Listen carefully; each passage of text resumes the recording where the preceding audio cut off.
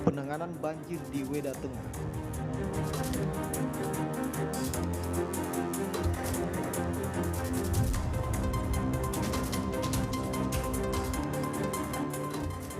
Optimalisasi dana desa di Tidore Kepulauan.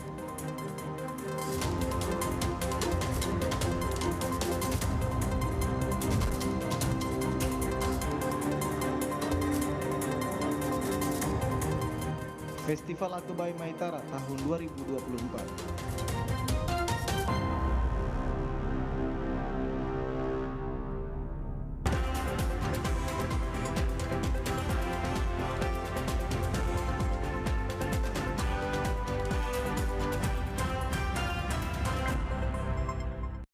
Selamat malam pemirsa, program Maluku Utara Sepekan kembali hadir untuk mengisi ruang informasi Anda. Edisi Minggu 28 Juli 2024. Kali ini bersama saya Cetiza Lumingkewas. Beragam informasi menarik dalam sepekan ini akan kami hadirkan khusus untuk Anda. Dan inilah informasi selengkapnya dalam Maluku Utara Sepekan.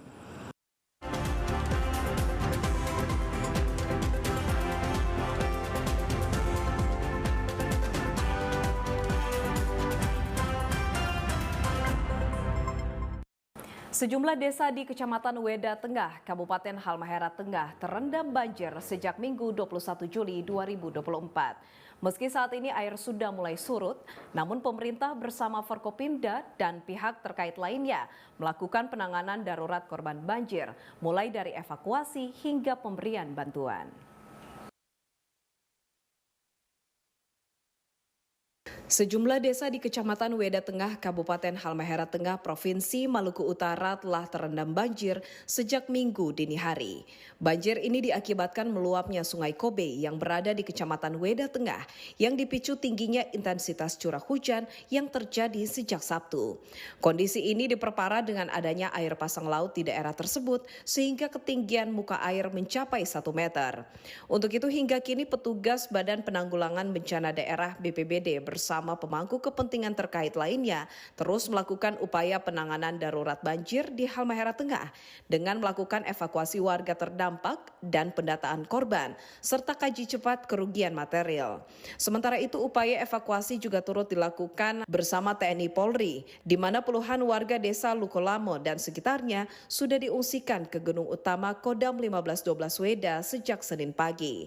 Pasca banjir di Kecamatan Weda Tengah, saat ini penanganan Sungai Kobe dilakukan pemerintah Kabupaten Halmahera Tengah bersama stakeholder terkait. Hal ini untuk mengantisipasi luapan air ke pemukiman warga saat curah hujan tinggi. Pada sore hari ini kita melaksanakan rapat di Masjid Raya Desa Waibulan. Penekanan kita adalah jangka pendek dan jangka panjang. Nah, jangka pendek ini kita keroyok, kita mulai kick off 2 hari ke depan untuk penanganan Sungai Kobe. Nah, karena memang penanganan Sungai Kobe perlu izin dari Balai Wilayah Sungai Provinsi Maluku Utara, maka kami mengundang dan tadi kita sudah sepakat timeline-nya 3 hari untuk merespon, karena kalau tidak merespon cepat, kami khawatir akan curah hujan yang akan tinggi lagi dan akan membuat masyarakat panik karena ada genangan. Nah, karena itu hasil rapat koordinasi tadi kita membicarakan 2 hal, yang penanganan cepat skenario dalam tahun 2024, kemudian untuk jangka panjang. Nah, jangka panjang ini membutuhkan beberapa dokumen lingkungan, kemudian dokumen teknis sehingga pelaksanaan ini tidak keliru. Salah satu solusi konkret untuk mengatasi banjir di sekitar Halmahera Tengah saat musim hujan yaitu normalisasi Sungai Kobe, sehingga hal ini perlu dituntaskan sesuai dengan waktu yang ditetapkan. Selain itu, saat ini revitalisasi pelayanan air bersih akan dilakukan ke depan guna menjamin kemaslahatan dan keberlangsungan hidup masyarakat. Pihak TNI Polri pun turut berkontribusi dalam evakuasi pasca banjir termasuk Kodim 1512 Weda. Kami sudah menyampaikan ke seluruh jajaran kami. Jadi walaupun tanggap darurat nanti akan berakhir, tapi kami tetap melihat 1 minggu, 2 minggu ke depan, personil kami tetap kami tempatkan di desa-desa yang terdampak paling berat, yaitu di Trans Kobe, SP1, 2, 3, 4 untuk menjaga masyarakat.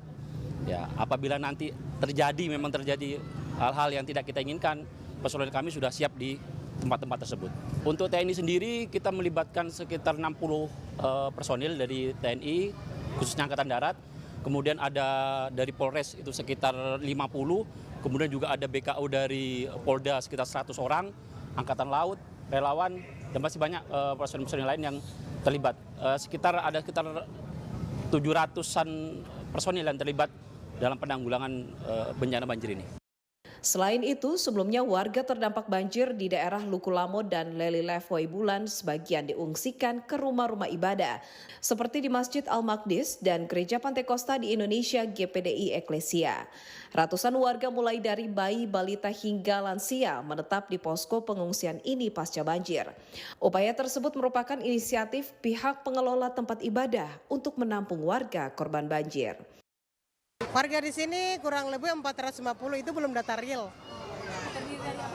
Terdiri dari bayi balita, anak-anak, lansia, sama warga masyarakat sih. Dibutuhkan mungkin perlengkapan mandi, perlengkapan tidur, makanan, sampo-sampo, terus sama obat-obatan. Sampai sekarang masih banyak Bu yang mendaftar? Iya, masih banyak. Kalau ini Bu, baju-baju penyaluran bantuan dari mana saja? Kalau untuk penyaluran bantuan itu dari sukarelawan. Dari warga masyarakat di sini yang dari hati nurani untuk menyalurkan bantuan. Oke, kalau ini Bu dari mana saja nih Bu, ya, warga yang datang di sini? Warga yang datang di sini itu yang kena dampak Bu, seperti di bagian Trans sama di Lukulamo. Jumlah dari warga yang kami tampung di sini untuk per hari ini kurang lebih 235 orang. Itu dengan rincian 159 itu orang dewasa, terus yang 76 itu anak-anak dan 4 ada bayi di bawah 1 tahun. Begitu. Ya, kalau dari gereja kami kan sudah menyiapkan tempat, pakaian sama alas untuk tidur.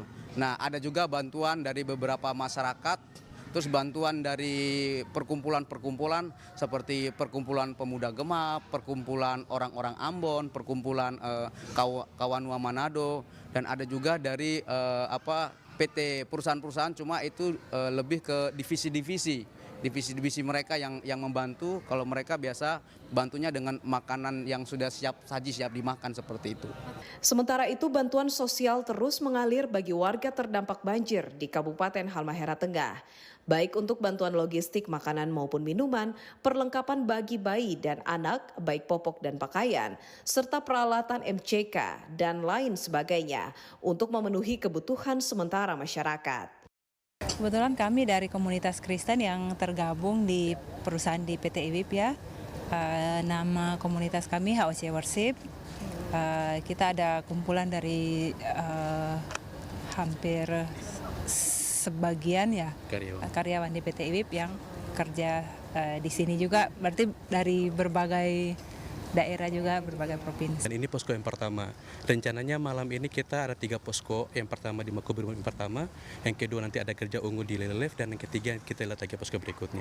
Dalam bentuk sembako sebagian, dan juga ada perlengkapan mandi dan juga perlengkapan bayi seperti pampers dan sebagainya.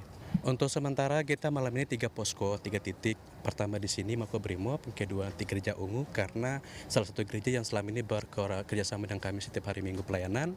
Yang ketiga nanti kita lihat lagi di mana. Nanti kita bakal berjalan lagi kurang lebih berapa minggu ke depan, berapa hari ke depan kita bakal berjalan terus.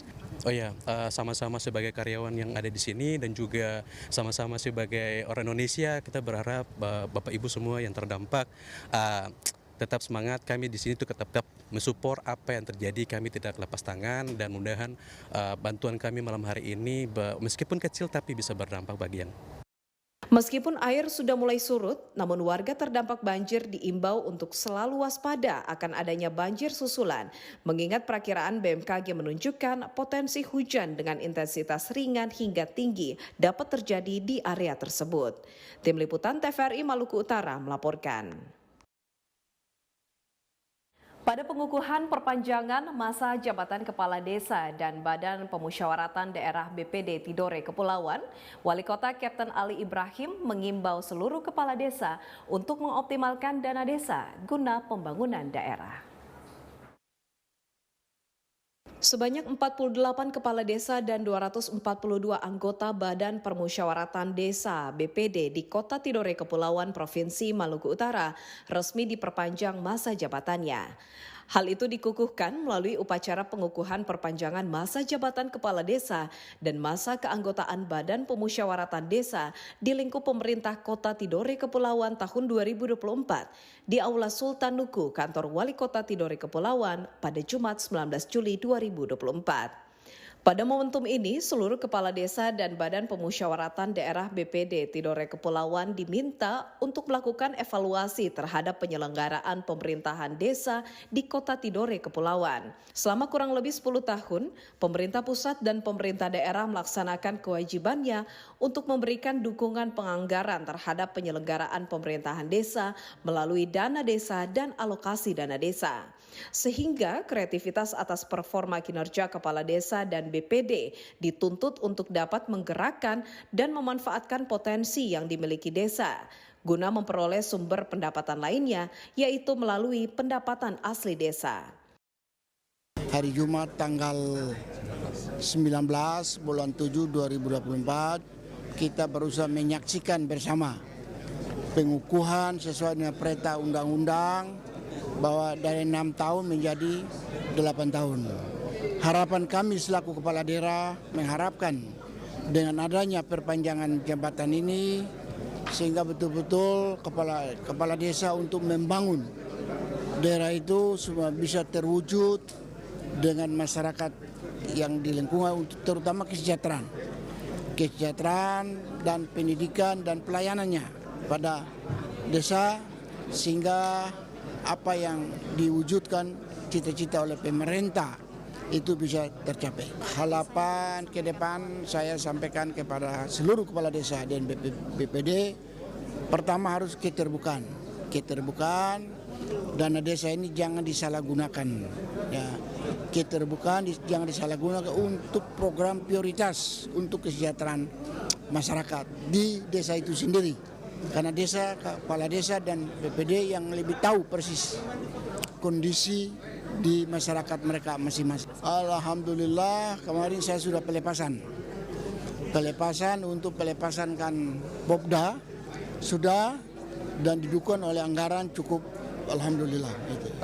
Ini karena amanat undang-undang nomor 3 tahun 2024, perubahan undang-undang nomor 6 tahun 2014, makanya kami hari ini alhamdulillah sudah bisa melaksanakan salah satu tahapan dari berbagai macam tahapan yang kami lakukan. Pelantikan sudah berjalan dengan lancar, dengan aman. Yang mudah-mudahan dengan dikukuhkan para kepala desa yang ada di Kota Tidore Kepulauan dan BPD, setelah ini mereka bekerja tentunya untuk kesejahteraan masyarakat di desa.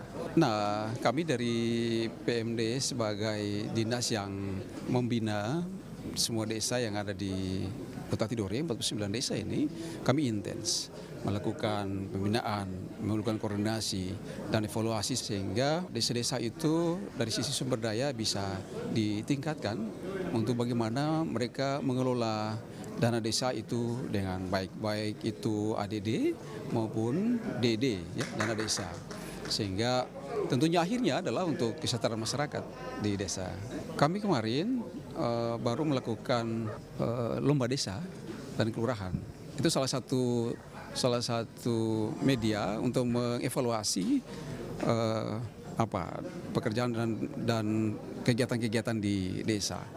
Nah, kemarin kebetulan desa Kayasa itu juara ya, peringkat pertama di Tidore dan mengikuti lomba desa di tingkat provinsi. Kami mengharapkan mudah-mudahan desa Kayasa bisa lolos dan mewakili Maluku Utara di tingkat nasional.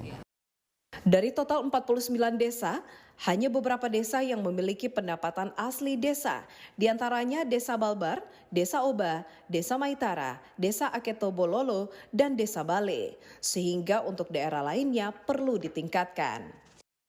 Jabatan ini adalah merupakan dasarnya dari perubahan undang-undang tentang desa, Undang-Undang Nomor 3 Tahun 2024. Dan dengan masa perpanjangan ini, otomatis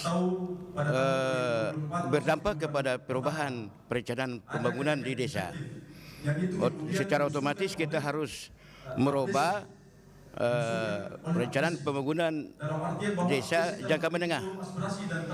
Secara otomatis dia dapat mempengaruhi program-program yang menengah selama 5 tahun itu baru kita tuangkan dalam rencana kerja pemerintah desa. Dana desa juga saat ini menjadi perhatian serius pemerintah pusat, pemerintah daerah, dan aparat penegak hukum. Sehingga realisasinya harus sesuai dengan target dan rincian anggaran yang ditetapkan. Saya sangat bersyukur karena ada tambahan masa jabatan 2 tahun. Dan saya cuma berharap agar tambahan masa jabatan 2 tahun itu kami bisa memperbaiki kembali dan melanjutkan masa tugas kami selaku kepala desa dan membangun desa kami khususnya desa Siokona itu ke depan lebih baik. Kalau untuk inovasi mungkin untuk desa Siokona yang kemarin itu masih dalam pembuatan gula merah. Ya, kalau di desa mungkin untuk desa Siokona kami inovasinya masih belum terlalu karena desa kami masih desa baru pemekaran kemarin di tahun 2013 dan dilanjutkan di 2019. Jadi untuk kami desa Siokona itu inovasi kami cuma pembuatan gula merah, Bu. Untuk meningkatkan potensi desa di desa kami selaku kepala desa memberikan bantuan berupa belanga untuk pembuatan gula aren dan ada alat-alat untuk pembuatan gula aren. Perpanjangan masa jabatan ini diharapkan dapat memberikan stabilitas kepemimpinan dan waktu yang lebih panjang bagi kepala desa dan BPD untuk dapat melaksanakan pembangunan desa, meningkatkan kualitas layanan publik, dan mendorong pengembangan ekonomi desa. Apalagi sejak tahun 2015 sampai saat ini, terdapat beberapa kasus penyalahgunaan dana desa di Kota Tidore Kepulauan. Hal ini tentunya menjadi perhatian serius yang harus diperhatikan agar memastikan pengelolaan dan penggunaan dana desa sesuai dengan ketentuan perundang-undangan yang berlaku. Cetiza Lumingkewas, Najib bin Umar melaporkan. Pesona Desa Akebai Maitara turut menarik minat kunjungan wisatawan mancanegara. Tidak hanya datang untuk wisata alam yang indah, namun wisatawan mancanegara juga ingin menjelajahi kekayaan wisata sejarah, budaya, hingga kuliner di Pulau Maitara.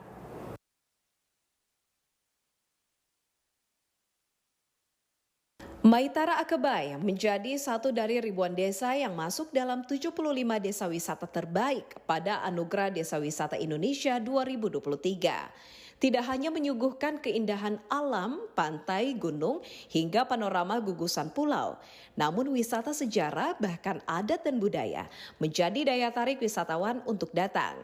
Tak heran banyak wisatawan mancanegara yang berkunjung, salah satunya Miguel dari Portugal.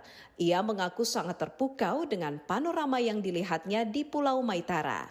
Apalagi ketika mendengar adanya pelaksanaan Festival Akebai 2024 menjadi daya tarik tersendiri baginya untuk melihat kombinasi wisata alam dan pertunjukan adat budaya yang dirangkum dalam Festival Akebai 2024. Ini menjadi pengalaman wisata pertama di Tidore yang sangat berkesan baginya. So far it looks quite nice. The islands, you have the volcanoes, you can walk around, the landscape is really beautiful. Also the beach looks really nice colors. And then there's a lot of history in Ternate and Tidore. And there's also different spices in the food. The food here is different in this side of Indonesian, so that's also really nice to try here in these islands. And then we heard about the festival and we decided to come to the festival. It looks really nice that a small community gets together and creates this type of events and do different things for these 4 days. So looking forward to see some nice activities here.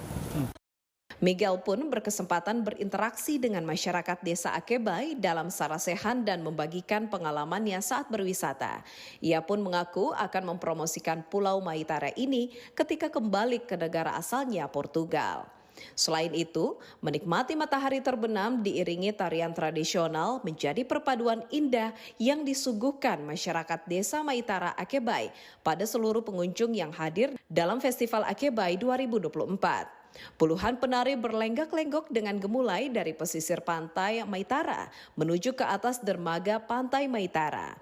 Pertunjukan ini pun menjadi salah satu budaya desa yang dikembangkan guna mempromosikan kekayaan alam dan budaya yang ada.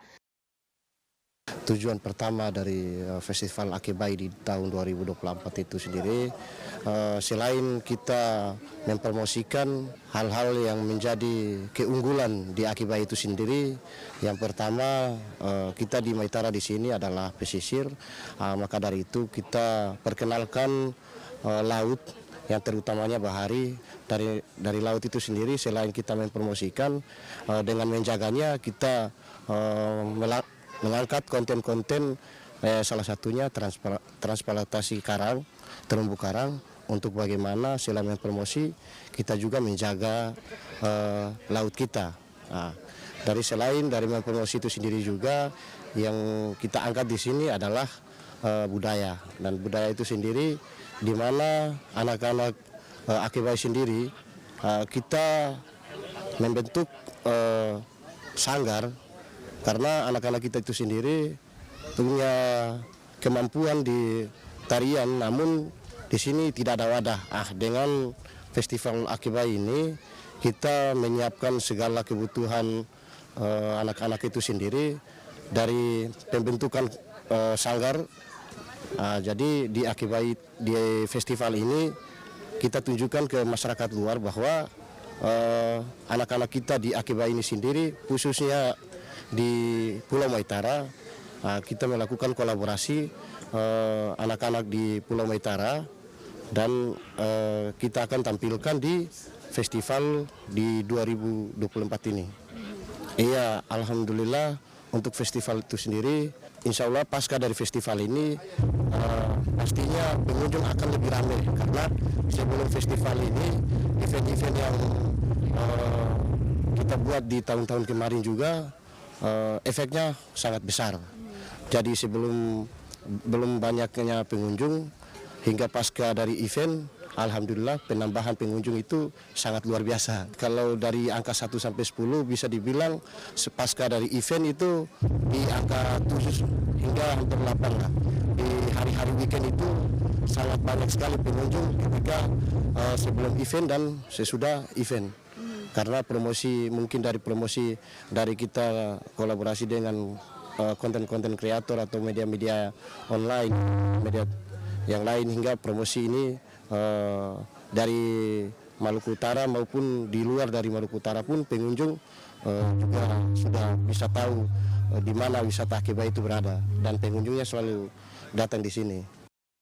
Selain seni dan budaya, dari sisi kuliner, produksi ikan asap atau biasa dikenal dengan ikan fufu menjadi salah satu primadona usaha yang digeluti masyarakat di Desa Maitara, Kota Tidore, Kepulauan. Jofri Muhammad adalah salah satu warga yang telah 20 tahun bergelut di bidang pengasapan ikan di Desa Maitara Utara ini. Karena banyaknya produksi ikan yang ada di Pulau Maitara, serta tingginya minat ikan asap di tengah masyarakat. Sebenarnya dari saya ini kan dari 2020 lah. Dari 2021. Bapak menggeluti ikan asap. Iya, 2021. Kenapa Pak Bapak tertarik di bidang pengasapan ikan? Semuanya dari saya mencari kan dari sisi lagi tuh. Misalnya di sini kan dia bagus tuh, jadi saya nyaman di sini. Nah, begitu. Kalau ikan yang Bapak asap ini dari mana Pak? Ya, kan dari Basan ke bawah, dari sini di dompet daerah sendiri, begitu. Banyak Pak, ikan jenis apa yang diasap? Ya, cakalang, pokoknya banyak lah. Ikan besar, ikan kecil semua bisa tuh. Semua bisa. Prosesnya berapa lama, Pak? 5 jam. 5 jam di asap itu bagaimana, Pak? Ya begini sudah, kayak yang ibu-ibu lihat ini sudah tuh. Satu kali pengasapan berapa banyak? 100 ekor begitu kalau 100 ekor. Itu kalau dijual berapa harganya, Pak? Tergantung keadaan pasar ibu. Kalau pasar panas berarti jual mahal begitu. Rata-rata berapa harganya, Pak? Paling kurang 40.000. Produksi ikan asap tampak begitu diminati masyarakat, sehingga tak jarang banyak rumah warga yang turut dilengkapi dengan tempat pengasapan ikan. Warga pun mengaku penghasilan dari menjual ikan asap ini dapat mencukupi kebutuhan hidup sehari-hari. Tim Liputan TVRI Maluku Utara melaporkan. Pemirsa, kini kami ajak Anda untuk menyaksikan informasi perakiraan cuaca Maluku Utara untuk edisi Senin 29 Juli 2024 berdasarkan data dari Badan Meteorologi, Klimatologi, dan Geofisika Maluku Utara.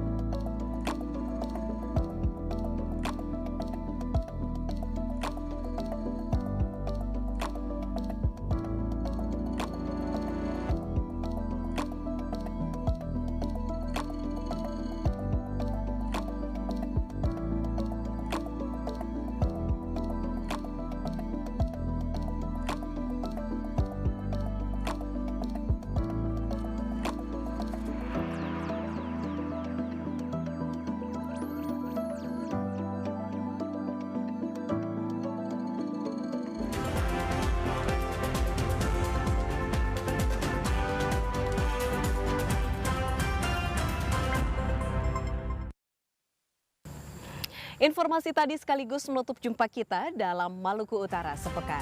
Akhirnya saya Cetiza Lumikewas bersama seluruh kerabat kerja yang bertugas mengucapkan terima kasih atas perhatian Anda. Dan kini kami ajak Anda untuk menyaksikan program acara Sehat Itu Penting dengan judul Demam Kejang Anak. Selamat malam dan sampai jumpa.